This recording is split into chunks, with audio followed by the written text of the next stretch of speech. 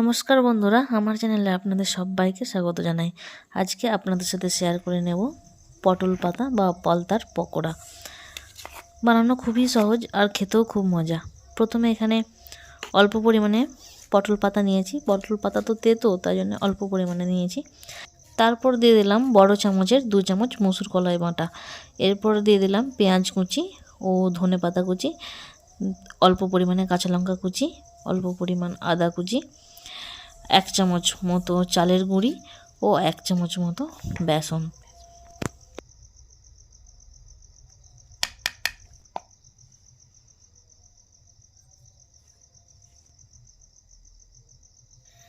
এখন দিয়ে দিচ্ছি অল্প পরিমাণ হলুদের গুঁড়ো, কিছুটা লাল লঙ্কার গুঁড়ো ও একটু জিরের গুঁড়ো আর একটু চাট মশলার গুঁড়ো দিয়ে ভালোভাবে হাত দিয়ে মেখে নেব।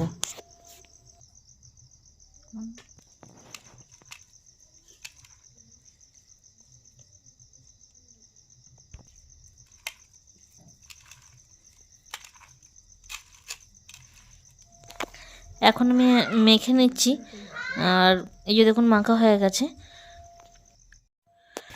কড়াইয়ের মধ্যে তেল দিয়ে দিয়েছি। তেলটা খুব বেশি গরম করলে চলবে না, মিডিয়াম আছে তেলটাকে গরম করে নিতে হবে, নাহলে বাইরের দিকটা মুচমুচে হয়ে যাবে, ভেতরে নরম থেকে যাবে।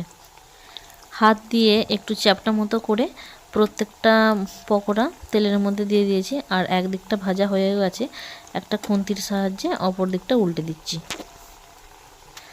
সন্ধ্যাবেলায় চায়ের সাথে বা সসের সাথে আপনারা খেতে পারেন, খেতেও খুব সুন্দর।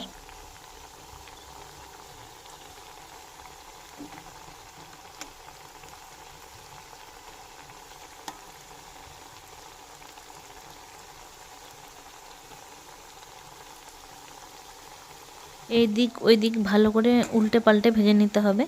তো ভাজা প্রায় হয়ে গেছে, একটা প্লেটের মধ্যে তুলে নেব। চলুন ভিডিওটা এখানেই শেষ করছি। আপনারা সবাই ভালো থাকবেন। আমার ভিডিও কেমন লেগেছে তা অবশ্যই কমেন্টে জানাবেন। যদি ভালো লাগে তাহলে একটা লাইক করতে পারেন। দেখা হচ্ছে খুব শীঘ্রই পরবর্তী একটি ভিডিও নিয়ে।